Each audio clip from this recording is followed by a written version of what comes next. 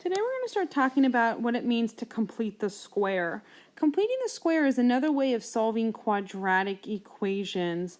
So we have a bunch of different ways we can solve quadratic equations. We can solve quadratic equations just by square rooting, undoing a square root sign. We can solve a quadratic equation by factoring, but we can also solve a quadratic equation with the quadratic formula. We use the quadratic formula when we can't factor a quadratic equation. But there are a lot of people out there who actually do not like the quadratic formula. And so there's another alternate method for solving an unfactorable equation, and that's when it comes into completing the square. So completing the square is when I cannot factor an equation and I do not like the quadratic formula.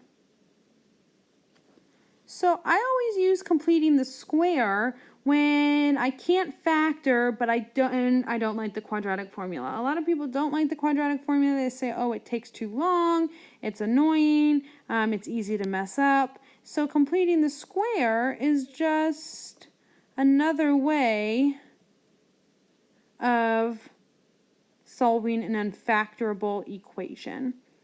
So we have 5 main steps we want to solve when completing the square. So I'm going to write them down. They might not make any sense to you right now, and that's okay, but we're still just going to write them down to get started. So step 1, move all variables to the left.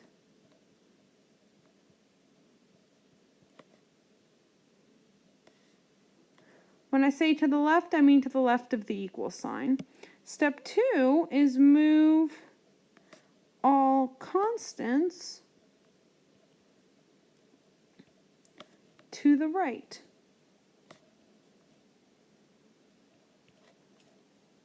Step 3, which everybody says is the hardest part, is I'm going to complete the square. How? Take half of b and square it. Step 4 is I want to factor the left side. And step 5, I need to highlight it, is solve, not write in yellow, solve for x. So step 1 and step 2 I want to do simultaneously. I want to move all my variables to the left and all my constants to the right. Step 3 is the hardest part. I want to complete the square. How I'm going to complete the square is I'm going to take half of b and then I'm going to square it. And then I'm going to factor the left side, and then I'm going to solve for x. So I'm going to zoom in, and we're going to start solving this first problem. So the first thing I want to do is I want to move all my variables to the left, and I want to move all my constants to the right. So x squared and negative 2x are already on the left. So now I'm going to leave a blank, but I got to take negative 15 and move it to the other side. So how I move to the other side is I'm going to add 15. So I did step 1 and step 2 at the same time. So now I'm going to complete the square. I'm going to take half of b. So if you notice, this left side almost looks like a trinomial, but I'm missing my third term. So I need to complete my trinomial. I need to find c. So how I find c is I'm going to take half of b and then I'm going to square it to get this value over here. So if b is negative 2, what's half of negative 2? Well, negative 1. Okay, so then what's negative 1 squared? 1. So positive 1. Because I magically added a 1 on this side, to keep my equation balanced, I have to add 1 on this side. What you do to one side, you have to do to the other side. So I added this 1 because I completed the square, and so in order to keep my equation balanced, I have to add 1 over here. This is the number 1 mistake, so you want to be careful. Okay, so now step 4 says I want to factor the left side. So because I don't have a leading coefficient, I know I can factor quickly in my head. Factors of 1 that make -2, -1, and -1. So since they're both x minus 1, I can actually write this prettier, and I can just say x minus 1 squared. Friends, it's always going to be in this notation because that's where they get the word complete the square. It's always going to be a perfect square. On the right-hand side, I'm going to clean it up. 15 and 1 makes 16. So now I'm going to solve for x. So in order to get x by itself, what do I have to do first? Well, I have to square root on both sides first. So those cancel out. I'm left with x minus 1 equals, the square root of 16 is plus or minus 4. A lot of you are going to forget plus or minus. Be very careful. So now in order to get x by itself, what am I going to do? Well, I'm going to add 1 to both sides. So I have x equals 1 plus or minus 4. So my two answers, x equals 5 and x equals -3. So let's go and do the next one. Move all my variables to the left, move all my constants to the right. So p squared plus 14p, leave a blank. And I'm leaving a blank because I know I'm going to have to complete the square, so I'm just setting myself up for success. And I'm going to move 38 to the other side by adding it. So now I'm going to take my trinomial and I'm going to complete the square. So how I complete the square is I take half of b. So b is 14. So take half of 14, you get 7. Square it. I get 49. So plus 49. Because you magically added 49 on your left side, I have to add 49 on my right side. Why? Because I have to keep my equation balanced.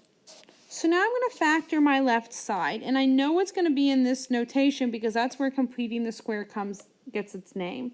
So factors of 49 that make 14, what are they? Well, p plus 7 equals, I'm now going to clean up, 38 plus 49, I get 87.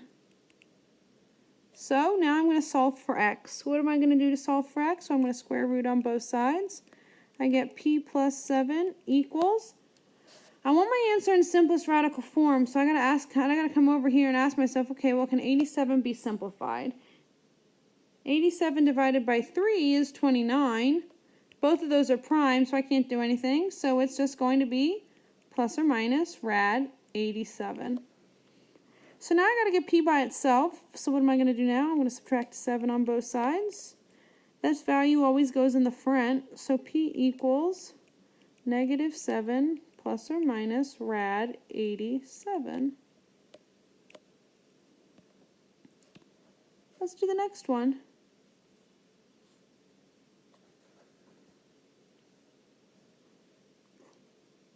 So, move all my variables to the left, leave a blank, move all my constants to the right. I'm now going to complete the square. Take half of my middle term, half of 6 is 3, square it, I get 9. I'm going to add 9 on both sides to keep my equation balanced. So now I'm going to go ahead and factor. Factors of 9 that make 6, 3 and 3. -8 plus 9 is 1. So now I got to solve for x. What am I going to do first? Well, I'm going to square root on both sides. I have x plus 3 equals plus or minus 1. So now I'm going to subtract 3 on both sides. X equals -3 plus or minus 1. So x equals -2. X equals -4. So I encourage you all to pause this video and you to try this next example on your own. However, if you don't want to, well, I clearly can't force you to do anything. But once you pause it, solve the problem, try it on your own. When you finish, unpause it, and then check your answer. So I'm going to move all my variables to the left, all my constants to the right. I'm going to add 91 to 7, so I get 98. I'm now going to complete the square. I get plus 4 on both sides, because half of negative 4 is negative 2. Square it, it's positive 4. So now I get r minus 2 squared equals 102. So now I'm going to solve for r by square rooting. So r minus 2, square root of 102. 102 divided by 2 is 51. 2 and 51, both those are primes, so I can't clean it up. 102. So r equals 2 plus or minus rad 102. Why 2 is positive? Because to move it to the other side, I have to add it. These bottom two problems down here, I want you to highlight the border of their boxes. So I'm going to highlight the border of their boxes because these two problems are special cases.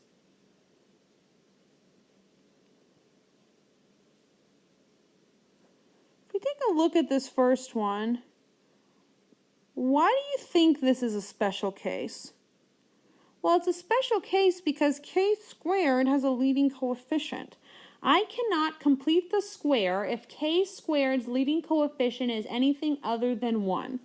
So when I have a leading coefficient, I have to divide every single term by that coefficient. So since my leading coefficient is 5, I'm going to divide everybody by 5. So now I have k squared equals 12 minus 4k. So now I'm going to complete the square just like I've done before. I'm going to move all my variables to the right, move all my constants to the left. Now I'm going to complete the square. Half of 4 is 2, square it, I get 4, and I have to make sure I add it on both sides. I'm going to factor, I get k plus 2 squared equals 16. I'm going to now solve. K plus 2 equals plus or minus 4. I'm now going to solve for k. Negative 2 plus or minus 4. So k equals 2 and k equals negative 6. So you might want to write that down, is that the leading coefficient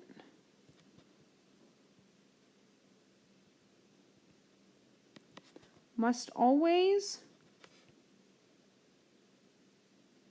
be 1 in order to complete the square.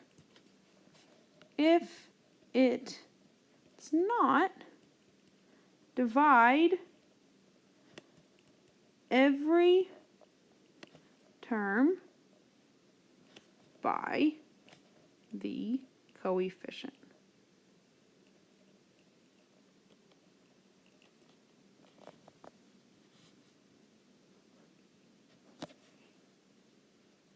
So go ahead and try this last one on your own, and then you can unpause it, and I will have the answer up.